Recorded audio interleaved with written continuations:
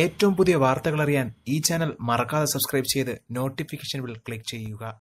മലയാളികൾക്ക് സുപരിചിതയായ അഭിനേത്രിയാണ് സംഗീത.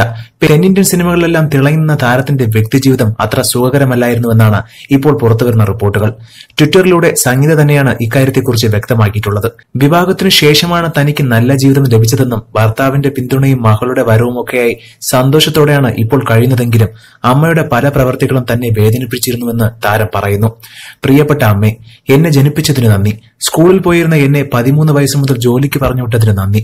ഒരു പണിയും ചെയ്യാത്ത മദ്യത്തിനും ലഹരിക്കും അടിമകളായ നിങ്ങളുടെ ആൺമക്കളുടെ സൗകര്യത്തിന് എന്നെ ചൂഷണം ചെയ്തതിനും നന്ദി. ഒരുപാട് ബ്ലാങ്ക് ചെക്കുകൾ എന്നെ കൊണ്ട് ഒപ്പിട്ട് വാങ്ങിച്ചതിനും നന്ദി. നിങ്ങളുടെ ആവശ്യങ്ങൾക്ക് വഴങ്ങാതെ വന്നതോടെ എന്നെ വീട്ടിൽ തളച്ചിട്ടതിന് നന്ദി. കല്യാണം കഴിഞ്ഞിട്ട് പോലും എന്നെയും ഭർത്താവിനെയും സ്വസ്ഥമായി ജീവിക്കാൻ അനുവദിക്കാത്തതിനും നന്ദി. എല്ലാത്തിനും ഉപരിയായി ഒരു അമ്മ എങ്ങനെ ആവരുതെന്ന് പഠിപ്പിച്ചു തന്നതിനും നന്ദി. ആരോടും മിണ്ടാതെ എതിർത്ത് ഒരു വാക്കുപോലും പറയാതിരുന്ന എന്നെ ഇത്ര കരുത്തുള്ളവളാക്കിയത് നിങ്ങളുടെ പ്രവൃത്തിയാണ്. അതുകൊണ്ട് അതിനും ഒരു നന്ദി. തന്നെ വീട്ടിൽ നിന്നും പുറത്താക്കിയെന്ന് ചൂണ്ടിക്കാട്ടി നടിയുടെ അമ്മ രംഗത്തെത്തിയിരുന്നു. ഇത് സംബന്ധിച്ച് നടിക്കെതിരെ അമ്മ പരാതിയും പെട്ടിരുന്നു.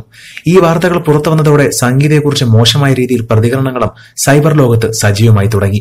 ഇതിന് പിന്നാലെയാണ് അമ്മയെക്കുറിച്ച് നടി ട്വീറ്റ് ചെയ്തിരിക്കുന്നത്. മലയാളത്തിൽ വലിയ വിജയം നേടിയ ഒട്ടേറെ ചിത്രങ്ങളിൽ നായികയായിരുന്നു സംഗീത.